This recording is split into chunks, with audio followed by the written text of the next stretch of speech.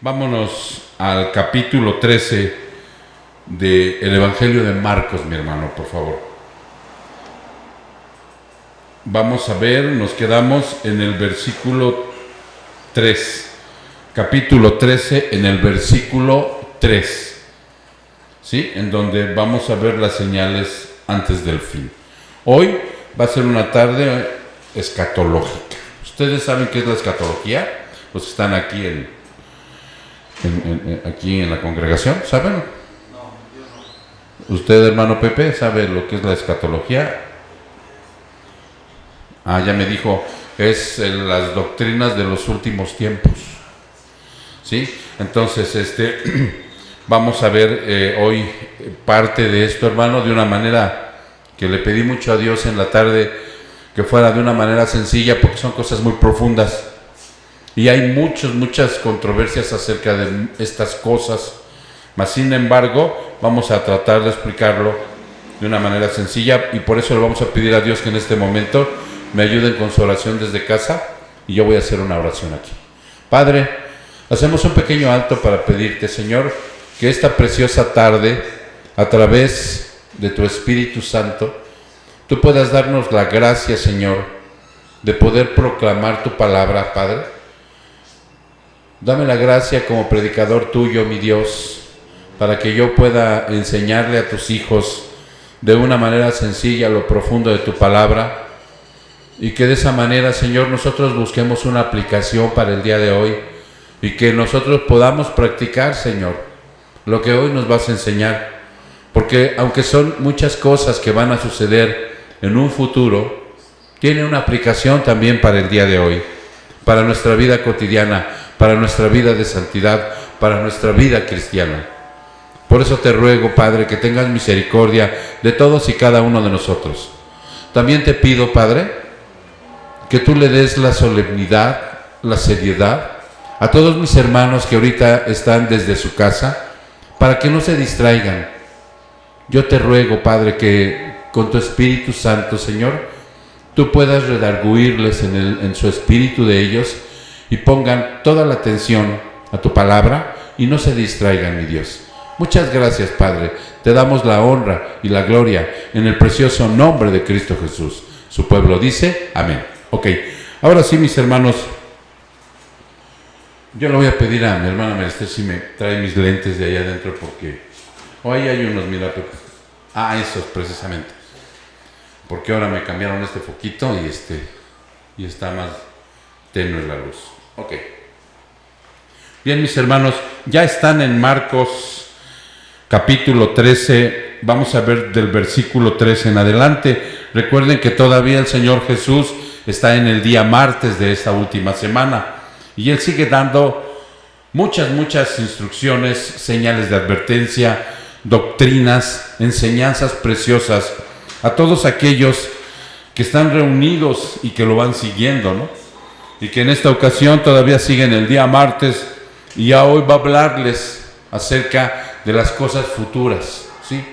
De aquellos últimos tiempos que están muy bien detallados, y que también inclusive fueron profetizados por profetas como Daniel, Ezequiel, Zacarías, Isaías, y que hoy vamos a verlas de una manera sencilla. Le pedí yo a Dios, pero que ustedes puedan entender acerca de esto, y que lo tengamos muy presente, mi hermano, porque probablemente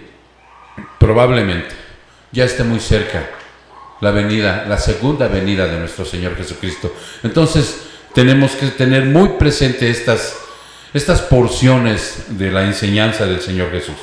Bien, ahora sí, vámonos al capítulo 3. Dice que, y estando él sentado en el monte de los olivos, frente al templo, Pedro, Jacobo, Juan y Andrés le preguntan en privado. La primer cuarteta de apóstoles, ¿sí? Que es Pedro, Jacobo, Juan y Andrés, le preguntaron en privado, ¿sí?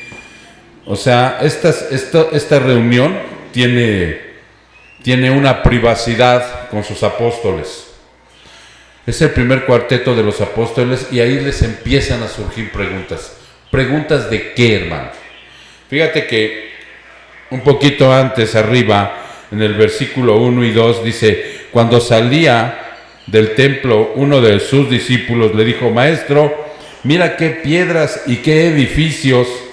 Y Jesús le dijo: ¿ves estos grandes edificios? No quedará piedra sobre piedra que no sea derribada. Entonces ellos empiezan a darse cuenta que Jesús está viendo algo futuro, ¿sí?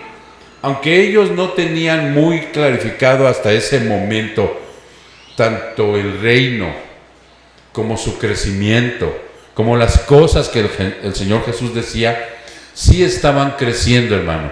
Tal vez muy lentamente, pero sí se empezaban a percatar que en ese momento el Señor Jesucristo va a hablar de cosas futuras.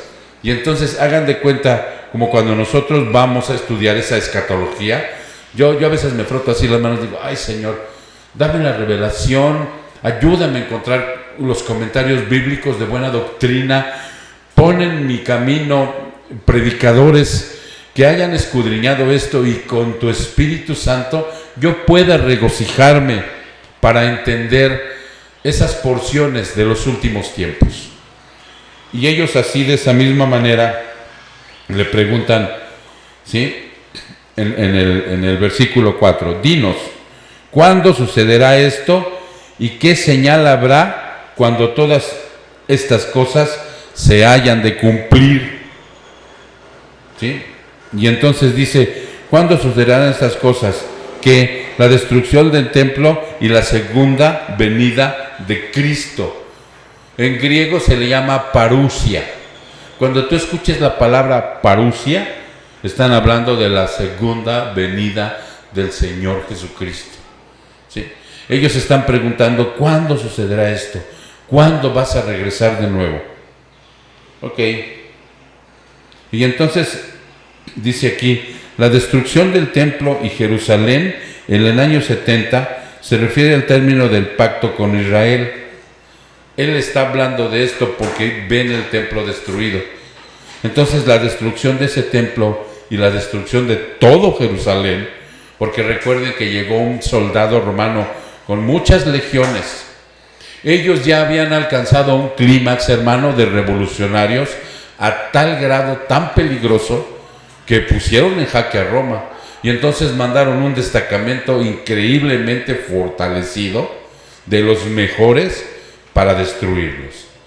Tanto era su odio del judío por la opresión que tenían, y tenían una confianza en que probablemente Dios les diera la victoria, porque tenían su mente y su corazón puestos como en los tiempos pasados, como cuando le daba la victoria a Josué, como cuando le daba la victoria a Moisés, ¿no?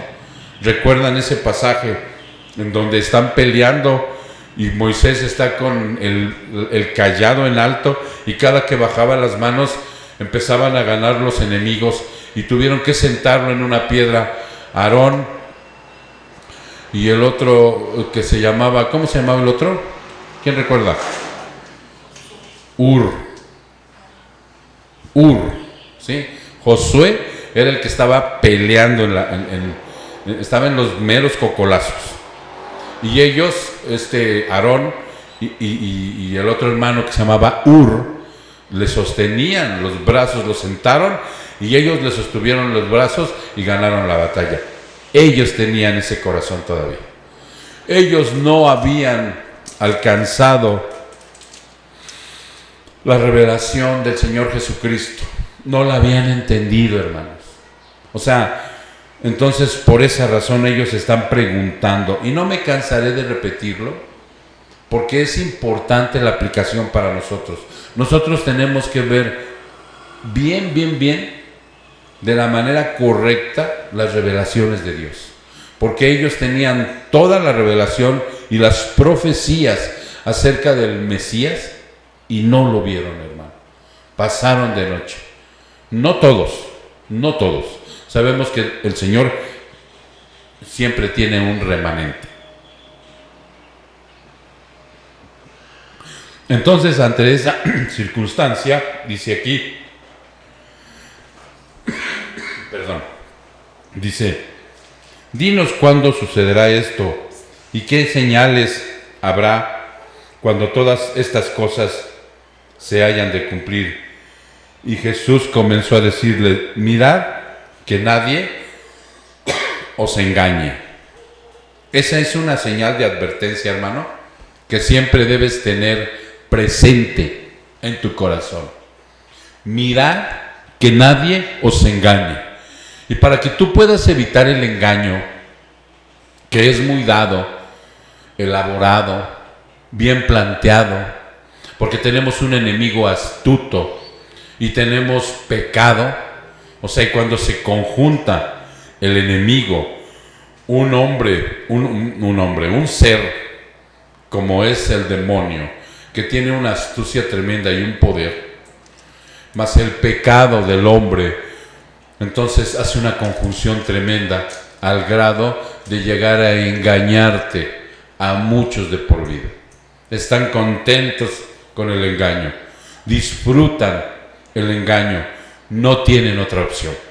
Para ellos no hay otra opción. Entonces, por esto estas palabras que están en el versículo 5 del capítulo 13 de Marcos son palabras que tú debes grabarte muy bien, porque vienen directamente del Señor Jesucristo. Y Jesús comenzó a decirle, mirad que nadie os engañe. ¿Sí? ¿Por qué, hermano? Porque Él les está hablando de la destrucción del templo y Jerusalén en el año 70. Cuando Él se está refiriendo a esto, ellos pierden el privilegio, los judíos, de conocer a Cristo, y se les ha quitado esa generación, ¿sí? Se les ha quitado a esa generación de judíos el privilegio de conocerlo. Vean lo que dice Mateo 21. Vámonos a Mateo 21. En el versículo 43. Mateo 21, versículo 43. ¿Ya estás ahí, hermano? Ok, y cito. Por eso os digo que el reino de Dios os será quitado. Le está hablando directamente a los judíos, a aquellos que el Señor Jehová de los ejércitos les había dado la viña, ¿recuerdas? Los había elegido como pueblo de Dios para impartir toda la revelación del Dios verdadero. Y entonces aquí el Señor Jesucristo, Él sí puede decretar, Él sí puede declarar, Él está observando todo y les dice de una manera muy tajante, por eso os digo que el reino de Dios os será quitado y será dado a una nación que produzca sus frutos. Y si tú te das cuenta, hermano, en el contexto de arriba, vete un poquito al 42 y dice, Jesús les dijo, ¿nunca leísteis en las Escrituras? ¿Acaso no te percataste? Les dice. ¿Acaso nunca estudiaste esto? O sea, era una nación dedicada a eso. Era una nación que dentro de su política, dentro de lo social, dentro de lo cultural, sus normas por las que se regían, lo que comían, todo lo que hacían, era con respecto a Dios.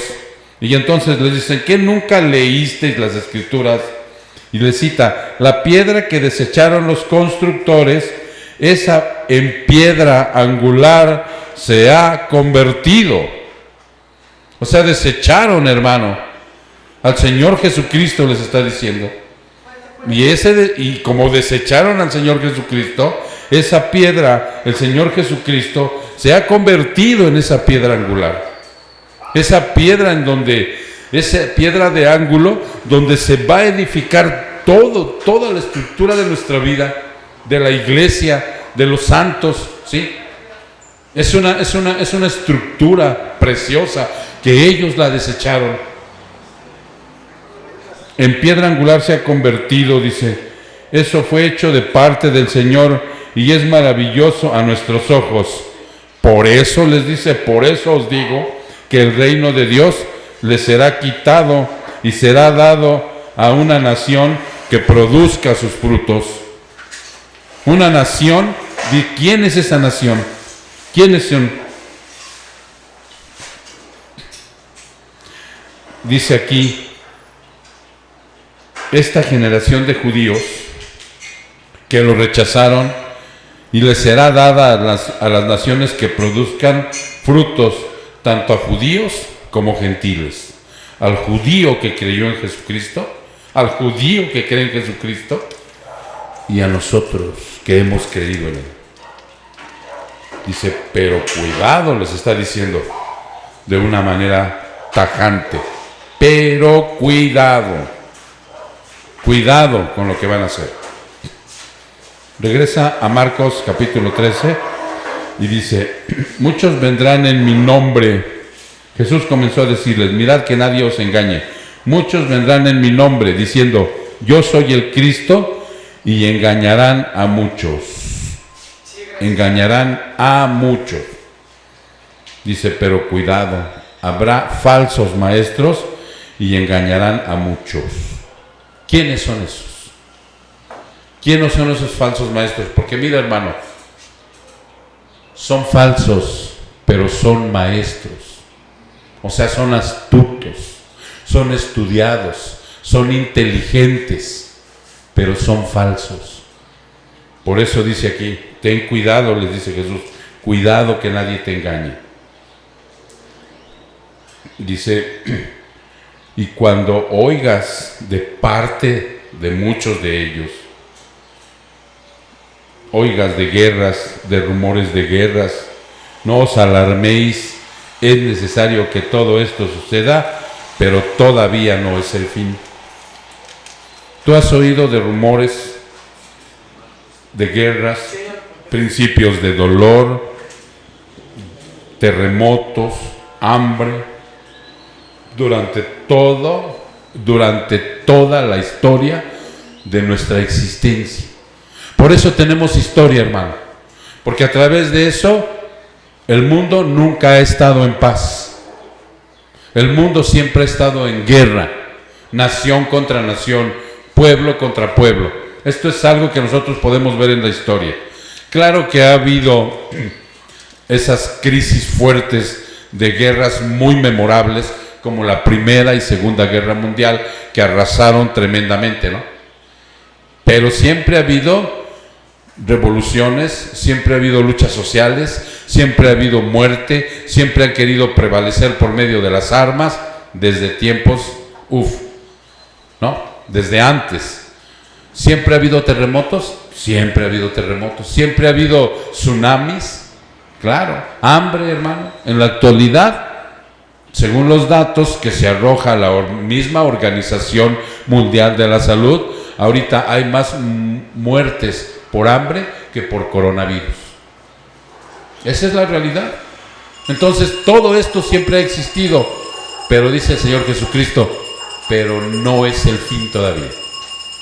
Son principios de dolores. Es algo que empieza a darse cuenta. Señor, entonces, si siempre ha habido esto, ¿cómo me voy a dar cuenta de las señales? Hay algo muy importante, hermano. En el siglo XX y parte de lo que va del siglo XXI se han incrementado de una manera estrepitosa. Esa es la verdad. Por eso nosotros pensamos que está muy cerca la venida del Señor Jesucristo. Porque aunque siempre ha habido guerras, nación contra nación, hambre, terremotos, cataclismos, o sea, siempre lo ha habido, en estos últimos 2 siglos, el que terminó y los 20 años que van de se han incrementado tremendamente. Entonces, a eso es a lo que se está refiriendo el Señor Jesucristo, ¿sí?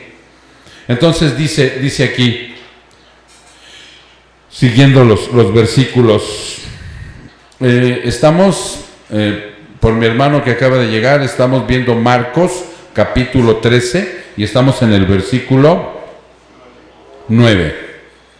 Pero estad alerta, porque os entregarán a los tribunales y seréis azotados en las sinagogas y compareceréis delante de gobernadores y reyes por mi causa, para testimonio a ellos. ¿Qué quiere decir esto? Persecución, hermano. Persecución. Mira, es importante que nosotros veamos la palabra, Porque muchas personas llegan al cristianismo y llegan buscando pura bendición. Llegan buscando que se les arreglen sus problemas económicos, sus problemas maritales, sus problemas de salud.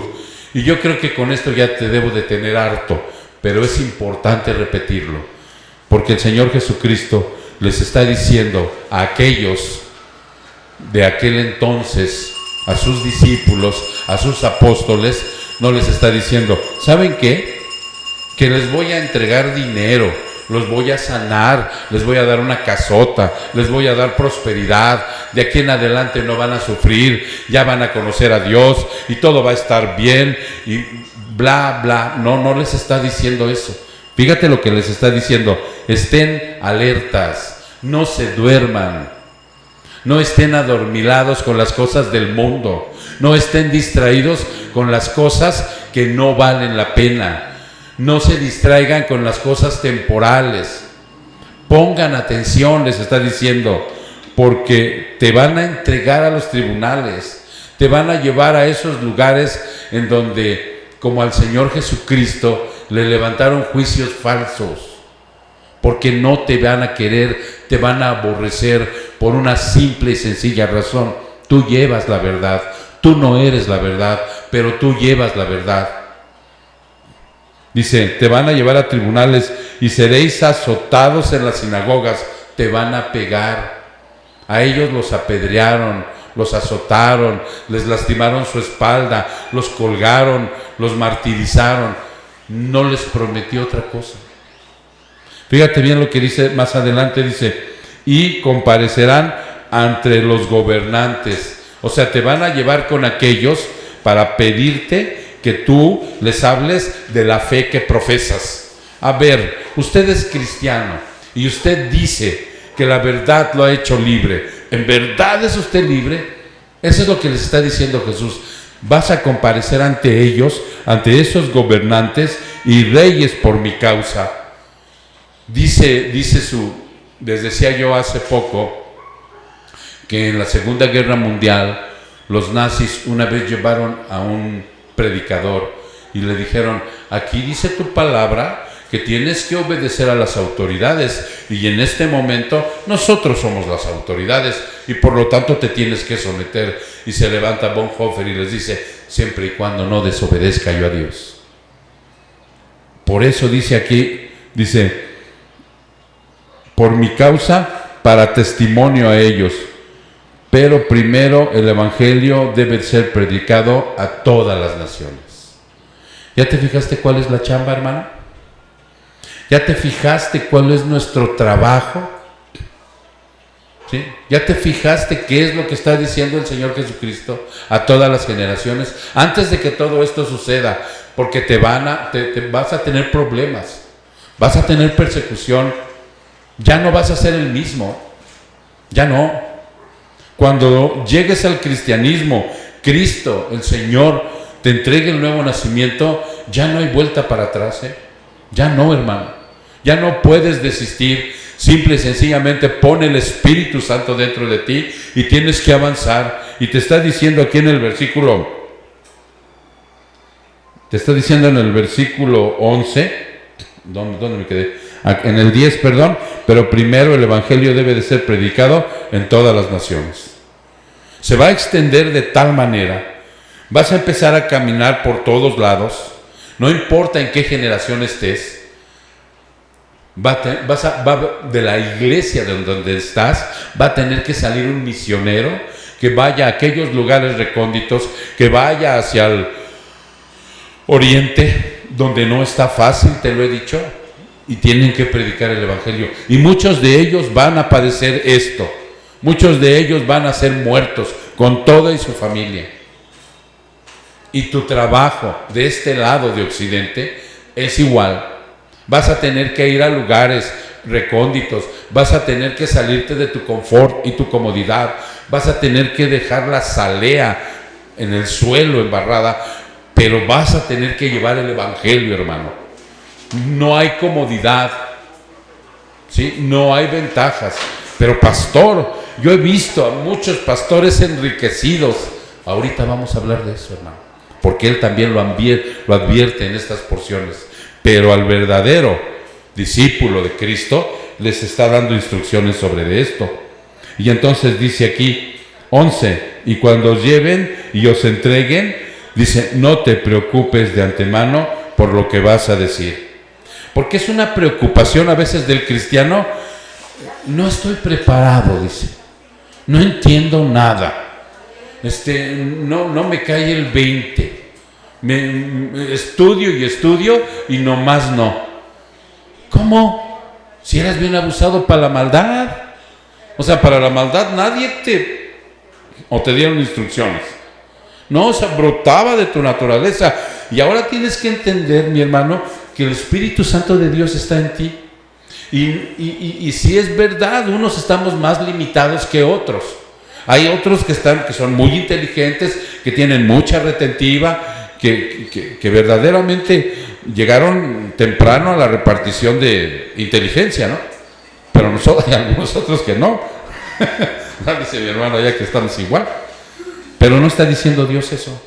Fíjate lo que está diciendo. Qué precioso está esto, ¿eh? Dice, y cuando os lleven y os entreguen, no os preocupéis de antemano por lo que vas a decir, sino que lo que os sea dado en aquella hora, eso hablad. ¿Quién me va a dar eso? ¿Quién me va a proporcionar tales palabras? Porque no sois vosotros los que habláis, sino el Espíritu Santo. Pero ¿sabes qué, hermano?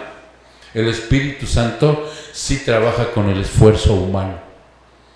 Porque como santos en crecimiento, como santos que tenemos una santidad progresiva, aquí en este versículo lo que te está diciendo que ahí sí ya entra tu voluntad regenerada. Porque nueva criatura eres. Y como nueva criatura que eres, tienes que darte cuenta que ahora tu voluntad ha nacido de nuevo. Que ahora tus emociones han nacido de nuevo. Y que ahora tus pensamientos han nacido de nuevo. Ese es el nuevo nacimiento. Eso es lo que hay en nuestro ser. Pensamientos, emociones y voluntad. 3 grandes sombrillas de donde se desprende todo nuestro ser. Con esas nacimos muertos. Pero cuando Cristo nos hizo nacer de nuevo, la renovó. Y con eso poco de inteligencia que Dios nos dio, tú tienes que tener la obediencia. O sea, amas y obedeces. No obedeces y después amas. No, primero amas y después obedeces. Y con eso poco de inteligencia que yo pudiera tener, tengo que esforzarme para estudiar de una manera fehaciente la Biblia. Y entonces cuando vaya yo a predicar, a evangelizar, a hablar con alguien, el Espíritu Santo me lo va a recordar. No así es cuando uno se pone aquí. Yo no me puedo subir aquí sin haber preparado la palabra, sin haber estudiado, sin haber escudriñado y decir de una manera socarrona, no, yo no preparo nada porque el Espíritu Santo va a hablar. No, esa es una irresponsabilidad. Pero lo que está diciendo el Señor Jesucristo, que se te quite el temor de que cuando tú vas por la calle, cuando estás en el centro de trabajo, cuando vas a ver a alguien al hospital, a la cárcel, donde tú vayas y lleves tu Biblia, ya de perdida, hermano, tengas bien relacionado en un papel o en las partes posteriores de tu Biblia cuál es el orden de la salvación que tú vas a predicar. Porque si llegas con tonterías de que yo te invito a que vengas a vivir en mi corazón, en el corazón de Jesús, yo te invito, hermano, a que le abras tu corazón a Jesús y repite esta oración para que lo aceptes. Esas son tonterías. Eso ni es la salvación, ni está en la Biblia. No, tú tienes que hablarle a la persona, ¿sí?, a la que tú le vas a predicar. Le tienes que decir, o sea, ¿cómo nació? ¿En qué condiciones nació? ¿Por qué necesita un Salvador? ¿Quién es Jesucristo? ¿Cómo trae la salvación a nuestra vida? O sea, la verdad, hermano. Porque si llegas así como en situaciones poéticas, puede ser que lo convenzas, pero lo estás llevando por un camino que no es el verdadero. Por esa razón dice, pero no te preocupes, estudia, diario, date un tiempo, porque ahora el Señor, o sea, tu Dios, te ha salvado con ese propósito de que te parezcas al Señor Jesucristo. Y el Señor Jesucristo no pasaba un solo día que no oraba. ¿Cómo dije? no pasaba un solo día sin que orara, sin que estudiara las Escrituras, sin que estuviera predicando el Evangelio, y les pegaba duro a los fariseos. Por eso lo querían matar, por eso lo mataron, porque les pegaba duro en su egocentrismo, les pegaba duro en su pecado, como lo hace con nosotros actualmente, hermano.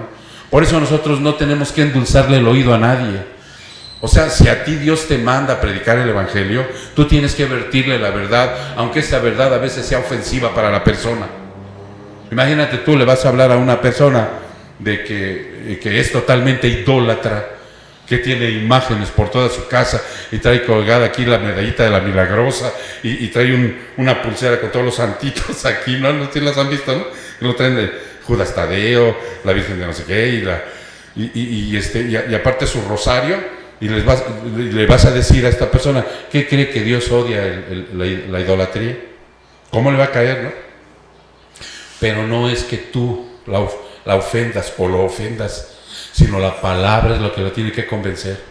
Tú descansarás en la tranquilidad de hablar y el Espíritu Santo te va a recordar lo que tú hayas estudiado verdaderamente. Por eso cuando uno va a estudiar la palabra, se pone uno en oración, y no una oración de 3 horas, no, en una oración breve, pedirle al Espíritu Santo que nos abra el corazón y el entendimiento para que nosotros podamos entender, y algo de eso se va a quedar. Y en el momento de evangelizar, tú vas a ver la maravilla de lo que es que el Espíritu Santo te recuerde lo que está en la Biblia. Sacas tu Biblia, ahora tenemos la ventaja hasta del teléfono, hermano, con microfonito, ¿eh?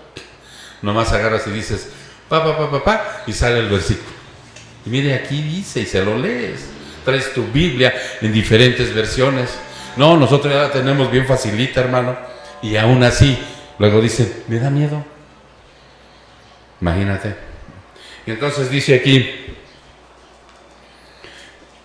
el 12, y el hermano entregará a muerte al hermano, y el padre al hijo, y los hijos se levantarán contra los padres y les causarán la muerte. ¿Qué significa eso? Dice aquí. ¿Qué significa? Dice, tendrán, persecución tendrán por mí. El Espíritu Santo pondrá las palabras en mi ser, pero las palabras de la Biblia. La larga o corta jornada de mi vida tendremos que predicar el Evangelio. ¿Te das cuenta? Tu vida, sea larga o sea corta, como Dios lo destine, si llegas a los 90, no vayas a salir con que ya estoy viejo, yo ya lo hice. No, hermano. Dice el Señor que tenemos que predicar el Evangelio. Entonces, la larga o corta jornada de tu vida, tendrás que predicar el Evangelio. A lo mejor ya a los 90 te vas a identificar bien como para ir a un asilo, pero Él te va a utilizar. ¿Sí se entiende, hermano? Entonces, los creyentes en ocasiones son rechazados por la familia, por lo que dice este versículo. Y los hermanos, y el hermano entregará a muerte al hermano, y el padre al hijo, y los hijos se levantarán contra los padres y le causarán la muerte. En ocasiones, dice aquí, los creyentes son rechazados por los miembros de la familia por causa de Jesús. Hay mucha gente, hermano, dentro de las congregaciones que son rechazados por la familia. Y no tengas miedo, porque es por causa de Jesús. Te van a hacer fuchi, no te van a invitar ya a las reuniones familiares, te van a ver extraño, te van a ver raro. Esa es la persecución de este lado. Del lado de Occidente, que la tenemos mucho más fácil que aquellos que verdaderamente sí se enfrentan a grupos radicales como el ISIS, en donde todo y niños los matan, ¿no? Esa persecución, por eso lo dice aquí. Entonces, ese rechazo viene de la familia. Es lo que está diciendo Jesús en esto. El hermano entregará la muerte al hermano, y el padre al hijo, y los hijos se levantarán contra los padres. ¿No? Ok. Y luego dice aquí, tú tienes que perseverar hasta el fin. Es testimonio de que eras un nacido de nuevo. ¿A qué se refiere esa frase? Porque aquí viene una frase que ha causado muchos problemas. Dice, y seréis odiados por todo y por causa de mi nombre, pero el que persevere hasta el fin, ese será salvo. Entonces muchos han agarrado este versículo para decir que la salvación sí se pierde. Si tú no perseveraste hasta el fin, eras salvo, y como no perseveraste hasta el fin, te perdiste. No, no quiere decir eso. Esto quiere decir que es un testimonio. Si tú perseveras hasta el fin, tú eres una persona que ya era salva. La salvación no se pierde. Si no perseveraste hasta el fin, eras como Judas. Estabas con nosotros, pero no eras de nosotros. Nunca naciste de nuevo. Llegaste a la iglesia, veniste a la congregación, estuviste con nosotros, comiste, cantaste, te bautizaste, levantaste las manos, todas las actividades, pero no fuiste salvo, hermano. Y así hay muchos en esa condición. Por esa situación dice aquí, perseverar hasta el fin es un testimonio de que realmente has nacido de nuevo. No hay vuelta de hoja, ¿te acuerdas? Ok, y luego vamos a entrar en una parte bien importante, donde dice la abominación de la desolación. De estas señales antes del fin, pues son señales, hermano, que les está manifestando el Señor Jesucristo. Cuidado con esto, cuidado. Si has visto las señales que están en las carreteras, ¿no? Vienes de acá para allá y dice Jaltenco, a medio kilómetro, no se vaya a salir para allá, para Zumpango, ¿no? Porque luego resulta que si no te fijas bien en las señales, ya vas rumbo a Zumpango, no te fijaste bien en la señal y te pasaste. Por eso le dice aquí, señales que te da el Señor antes de que lleguen los últimos tiempos. Tómalo en cuenta, recapacítalas, estúdialas. Yo no te pido que las memorices porque es algo muy difícil para los que tenemos poca inteligencia, pero sí machetéalas. A mí me decían desde muy chico, tú no naciste muy privilegiado con la inteligencia, pero machetéalas. Y a base de estarlas repitiendo, estudiando y diciendo, se te va a quedar, hermano. Se te va a grabar. Y vas a tener bien presente cuáles son esas señales de advertencia que te dice Jesús en este capítulo 3. Pero ahora pasa a una situación más profunda.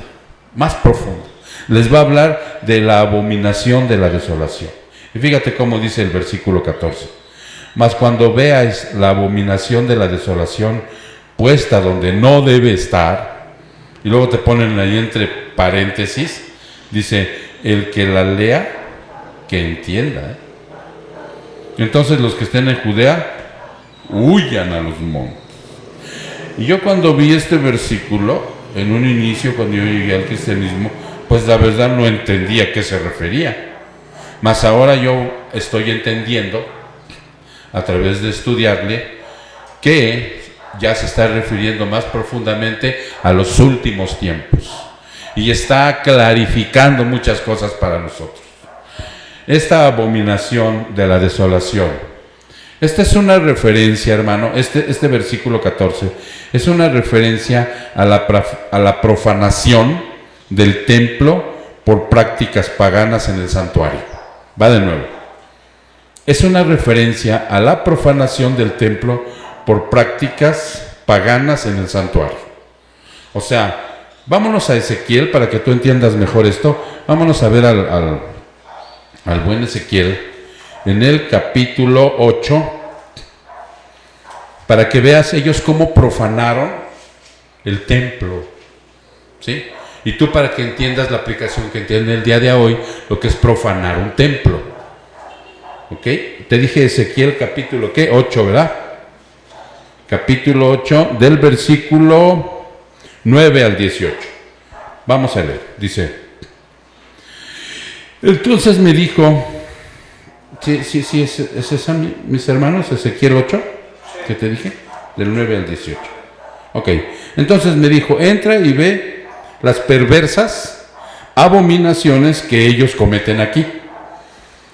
Está el Señor Jehová de los ejércitos llevando en el espíritu a Ezequiel el profeta, para que él observe lo que ha sucedido con el pueblo elegido de Dios.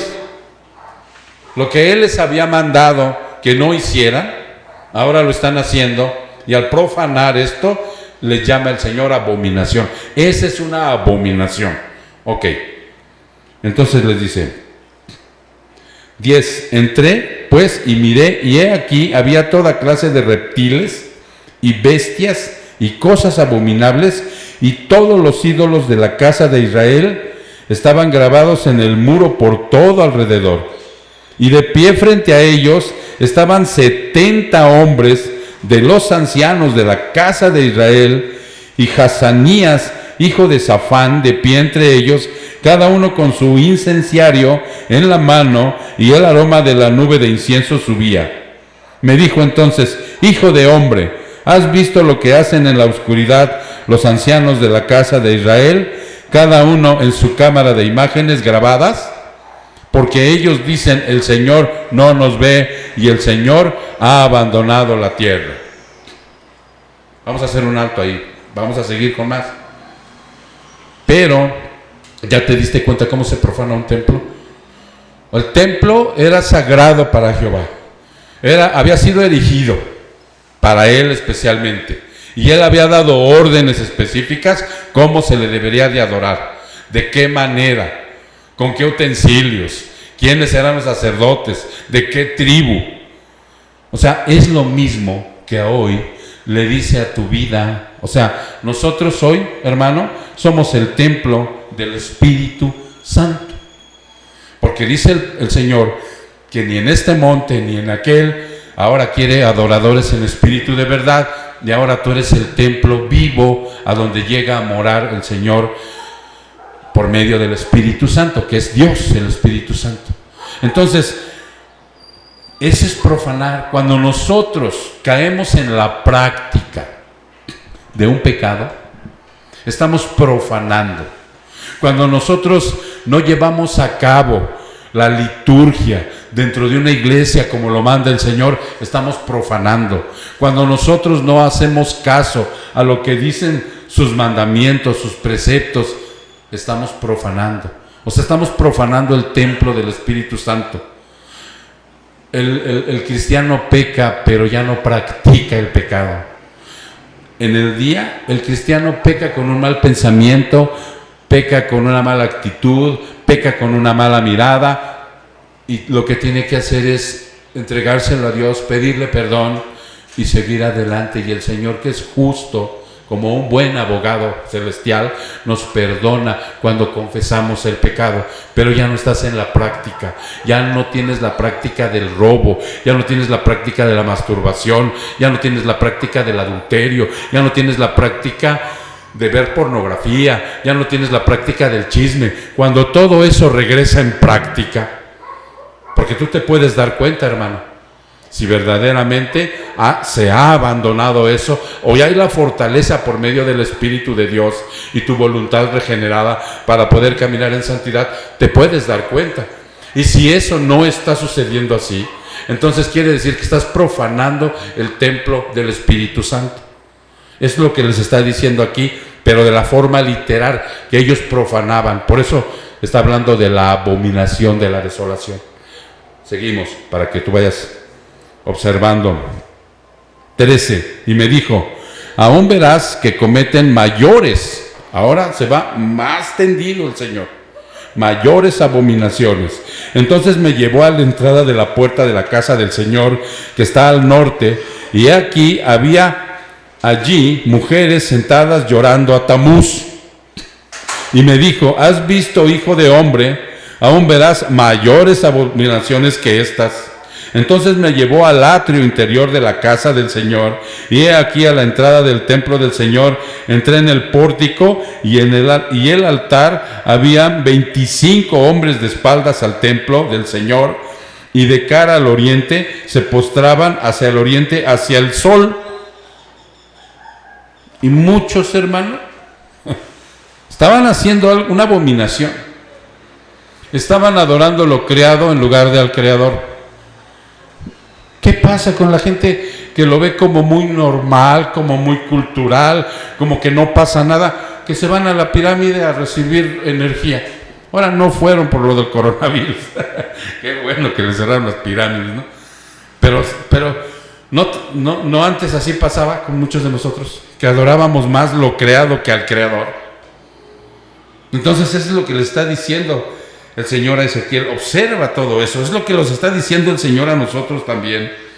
Dice, y él me dijo, ¿has visto, hijo de hombre? ¿Les parece poco la casa que les parece poco a la casa de Judá cometer las abominaciones que aquí han cometido, que han llenado la tierra de violencia y que han provocado repetidas veces?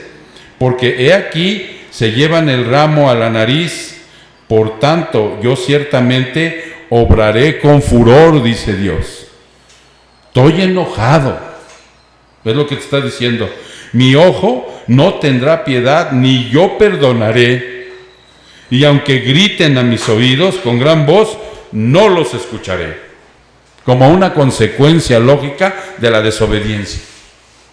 Entonces ese es un referente de lo que es la abominación de la desolación. Una profanación del templo con prácticas paganas en el santuario. Pero esto tiene una aplicación también para el futuro, a lo que se está refiriendo el Señor. Y cuando se presente el hombre de pecado, cuando se presente aquel que va a venir como el último anticristo, que probablemente con el orden mundial que ya se está dando y todo esto, no tarde mucho tiempo, hermano.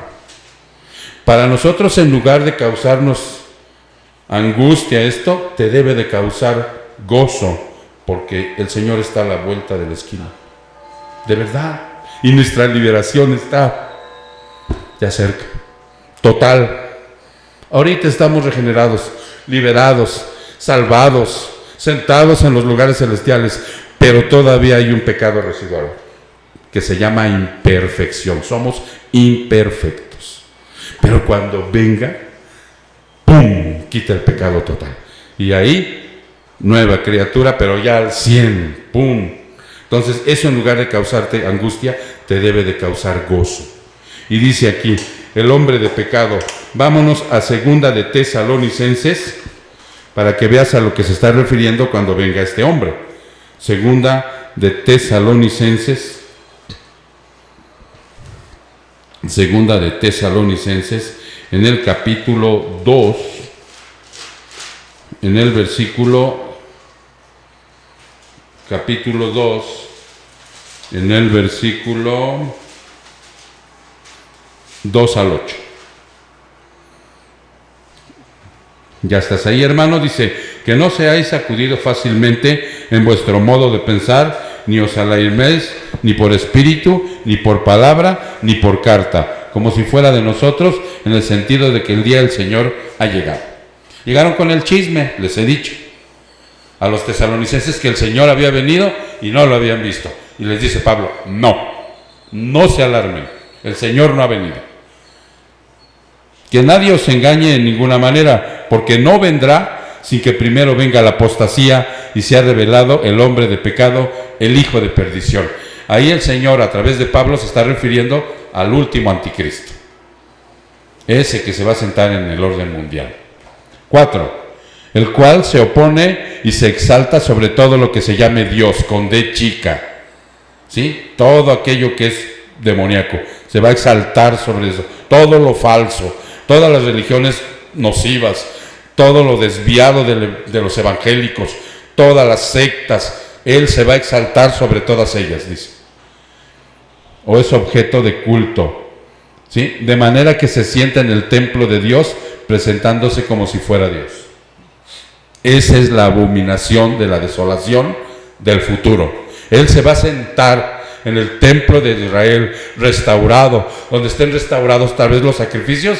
Después de 3 años y medio va a decir, fuera todo esto, yo soy Dios. Y ahí se va a sentar.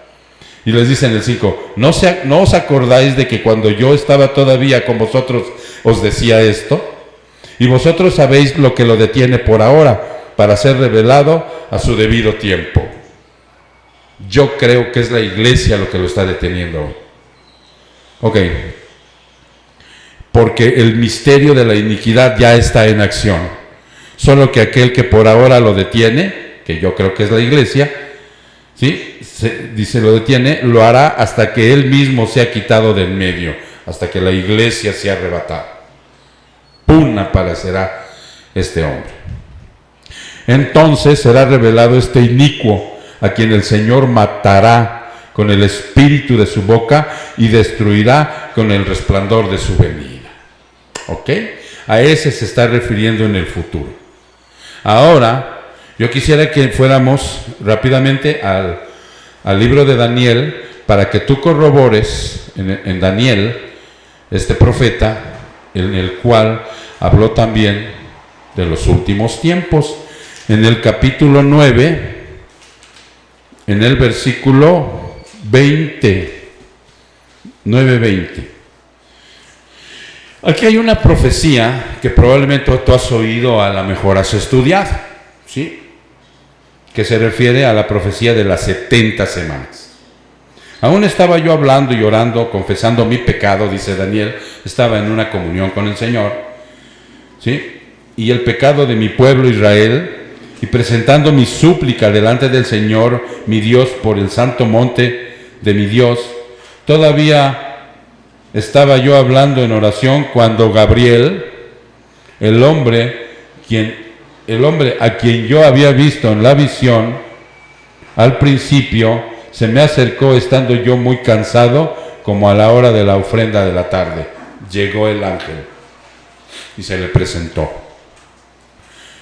Me instruyó, habló conmigo y dijo: Daniel, he salido ahora para darte sabiduría y entendimiento.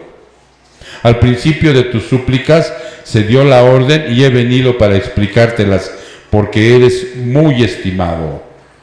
Eso sí, hermano, eso sí nos pide el Señor en nuestro caminar, que Él te tenga en eso, hermano, en una estima. A Daniel se lo está diciendo el ángel. ¿Sabes qué, mi Dani? El Señor te tiene en una gran estima, porque Daniel era fiel. Daniel oraba diario. Daniel, aunque era pecador, aunque era imperfecto, o sea, él practicaba, ¿sí? Era un hombre honesto, leal, que aun y cuando lo mandaron desobedecer a Dios y no lo hizo y lo echaron a la fosa, Dios le protegió, a la fosa de los leones. Dios le guardó y lo tenían en una gran estima. Se lo está diciendo directamente el mensajero del Señor. Eso sí, hermano, busca eso, que seas estimado a los ojos de Dios. Y le dijo: porque eres muy estimado, pon atención a la orden y entiende la visión. Y aquí viene lo maravilloso de esto. 70 semanas han sido decretadas sobre tu pueblo y sobre tu santa ciudad, para poner fin a la transgresión. ¿Saben a qué se refiere eso? Dice, para poner fin a la transgresión, anticipa que Cristo resolvería el problema del pecado en su crucifixión. ¿Sí o no? El Señor ahí, en la crucifixión, venció al pecado, la muerte y a los demonios. Eso es lo que le está diciendo aquí. Ha sido decretada sobre tu pueblo y sobre tu santa ciudad para poner fin a la transgresión, para terminar con el pecado. Para terminar con el pecado, Cristo, por medio de su expiación, quitará los pecados con un juicio definitivo sobre los mismos. Fíjate qué precioso está esto. Y luego dice, para expiar la iniquidad. Para expiar la iniquidad, anticipa que Cristo haría expiación por los pecados de Israel y de todo el mundo. Él ha pagado la deuda, ¿sí? Fíjate qué precioso. Ese es lo que hizo en la primer venida que está hablando aquí en este versículo 24. Ahora va a hablar de la segunda venida. Dice, para traer justicia eterna. Para traer justicia eterna es la justicia que predominará cuando Cristo inaugure su reino terrenal, el reino milenial. para sellar la visión y la profecía. Para sellar la visión y la profecía indica que no habrá necesidad de revelación profética, porque toda la profecía estará cumplida cuando Cristo regrese. Y para ungir el lugar santísimo, la gloria de Dios regresará al lugar santísimo en el templo milenial. Esto es lo que está diciendo de las 70 semanas. Y fíjate lo que dice el 25. Has de saber y entender que desde la salida de la orden para restaurar y reconstruir a Jerusalén hasta el Mesías príncipe, que es Cristo, habrá 7 semanas y 72 semanas volverá a ser edificadas con plaza y foso, pero en tiempos de angustia. Ahí ya te empieza a hablar de la gran tribulación. Después de las 72 semanas, el Mesías será muerto, ¿sí?, en el Calvario, y no tendrá nada. Y el pueblo del príncipe que ha de venir destruirá la ciudad. Ahí aparece otro príncipe. ¿Quién es ese? Ahorita vemos. Y el santuario, su fin vendrá con inundación, aún hasta el fin. Habrá guerras, las desolaciones están determinadas.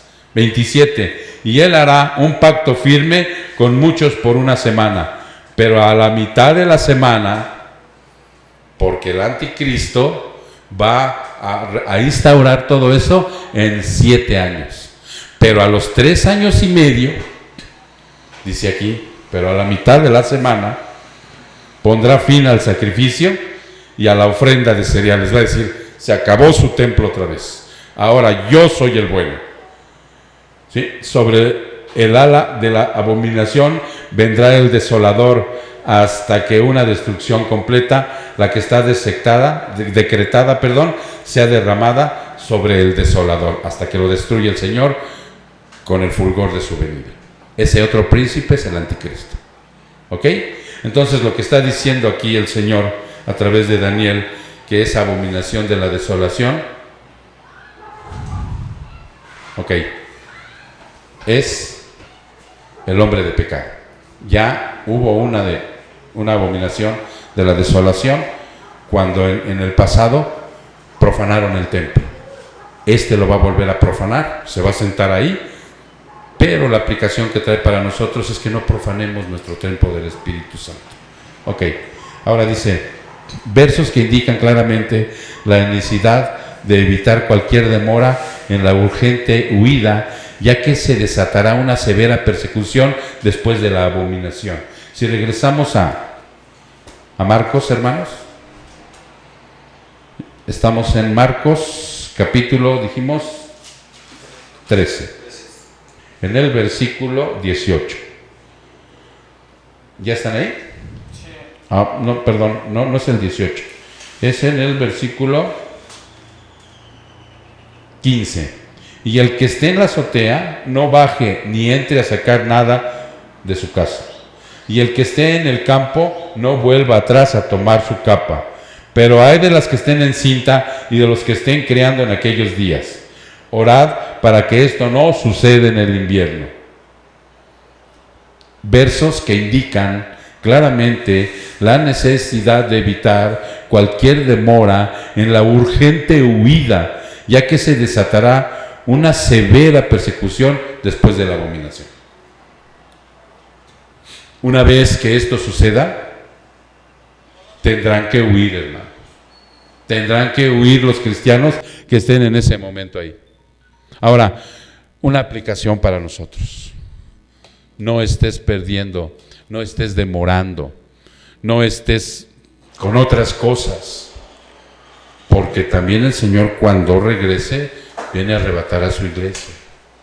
Y tienes que estar convencido, hermano, porque la Biblia nos lo dice.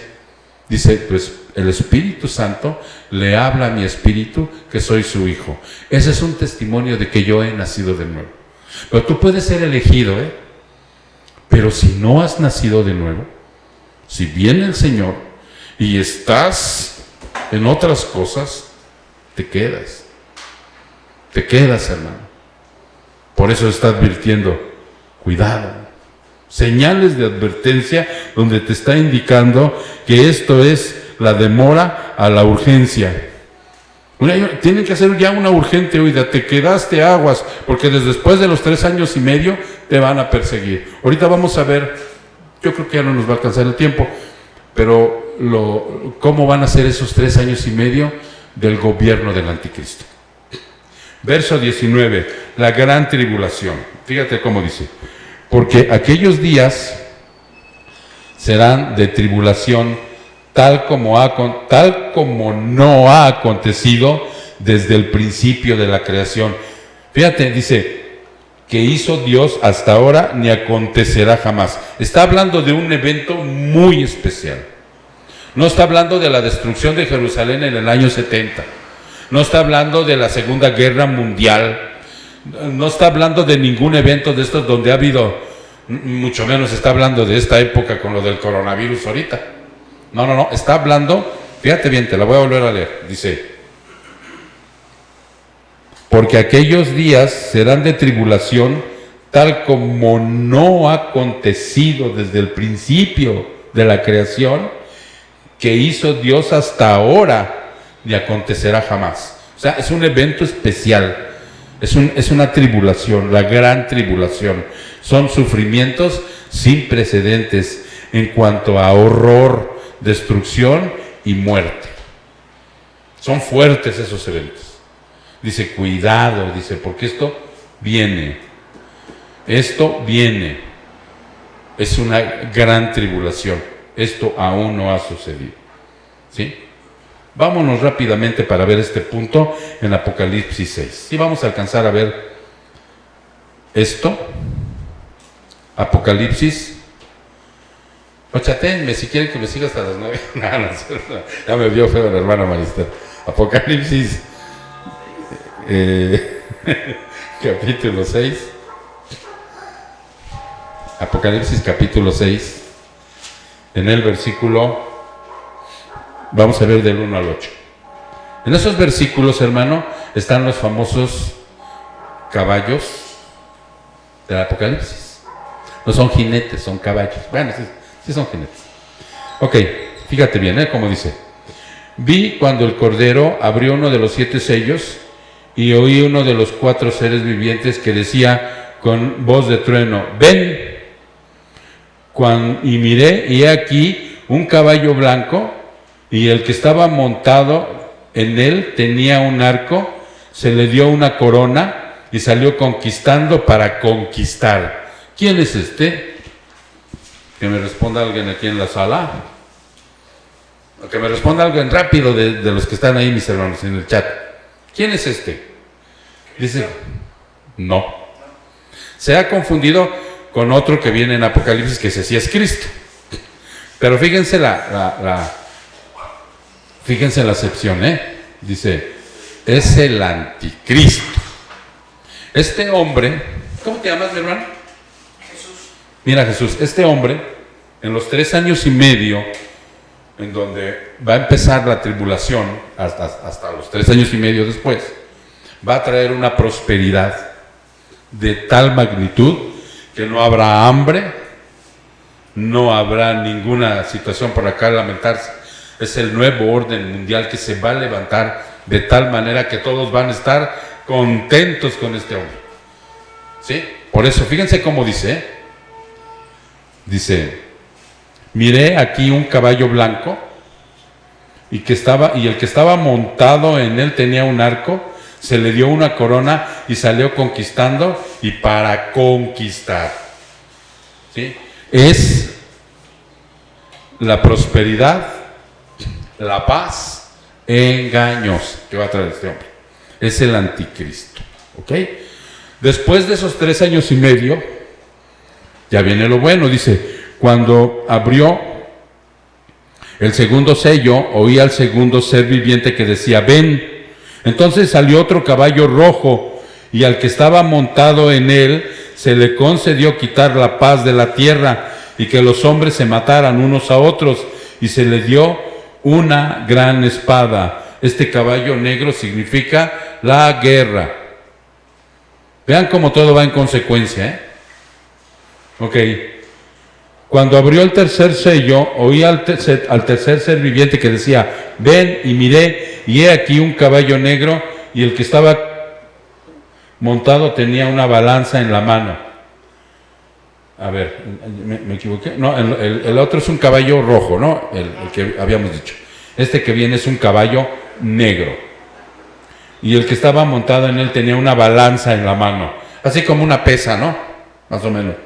Y oí con una voz de en medio que decía a los 4 seres vivientes: 1 litro de trigo por 1 denario, y 3 litros de cebada por 1 denario, y no dañes el aceite y el vino. El hambre. Ahí viene como consecuencia hambruna en la tierra.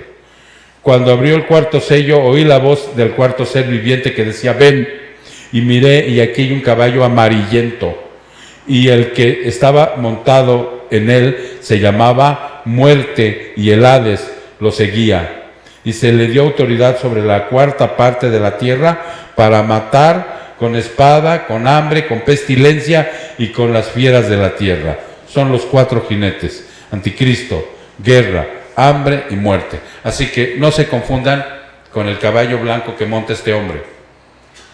Es engañoso. ¿Ok?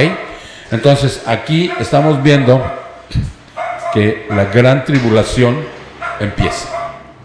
Esa tribulación, dice aquí, que son sufrimientos sin precedentes en cuanto a horror, destrucción y muerte.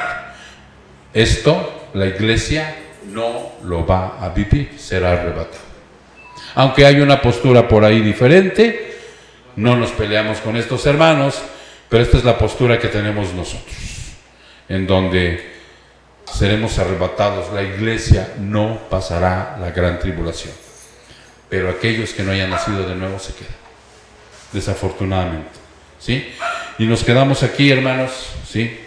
En el versículo 19, donde el Señor viene manifestando a unos cuantos días de su muerte. Está hablando el día martes, todavía falta lo que habló lo restante del día martes, miércoles, el jueves van a la Santa Cena, el viernes a la crucifixión, el sábado no hay nada registrado en la Biblia acerca de lo que hicieron el día sábado hasta el día domingo de su resurrección. Vamos paso a pasito para ir viendo esa semana, que muchos le llaman Semana Santa, y que celebran de una forma inicua y que no viene en la Biblia. Nosotros le recordamos, hermano. Recordamos todo lo que el Señor Jesucristo, las cosas tan preciosas, tan hermosas, tan reveladoras, que nos hacen tener convicción para seguir edificándonos en este mundo, porque ya saben, vivir es Cristo y morir es ganancia, hermanos. Así que ahí anótenle en su Biblia, nos quedamos en el versículo 19 para entrar al versículo 20. ¿Sale, mis hermanos? Vamos a orar. Padre, te damos muchas gracias, Señor. Te damos la honra, te damos la gloria. Muchas gracias por esta doctrina de los últimos tiempos de la que habló el Señor Jesucristo en ese martes de esa última semana que estuvo en la tierra, en donde Él en esa semana y en los 3 años de su ministerio, Padre, Él fue humillado aquí en la tierra. Nosotros somos sus hijos, somos sus discípulos, somos sus seguidores y tenemos que vivir la misma situación que vivió nuestro Señor. Que estemos preparados, que pidamos al Señor en oración que nos dé una espalda más ancha para soportar más cargas, que nos dé una piel más gruesa para soportar todos los ataques y las mordidas, pero sobre todo que nos dé un corazón muy grande, con el amor que solamente Él sabe darnos, para que nosotros podamos soportar lo que tengamos que pasar aquí. Aquí es trabajo y más trabajo. Y disfrutamos, Señor, hoy de la paz que tú nos has traído al reconciliarnos con el Padre Eterno y ser salvos. Y observar todos los días de nuestra vida la importancia de la salvación, en tu muerte y tu resurrección, Señor. Muchas gracias, Padre. Yo te ruego y te pido, Padre, que aquí mis hermanos que están conectados, tú los bendigas y les guardes, Señor, y que les sigas dando la obediencia a nuestras autoridades, y que cuando tú, Señor, que tienes el control de todo, decidas que estemos de nuevo reunidos, nos llenemos de gozo, Padre, y valoremos que realmente necesitamos estar congregados físicamente. Te doy honra y gloria, Padre, en el precioso nombre de Cristo Jesús. Su pueblo dice, amén. Mi hermano Pepe va a dar algunos anuncios.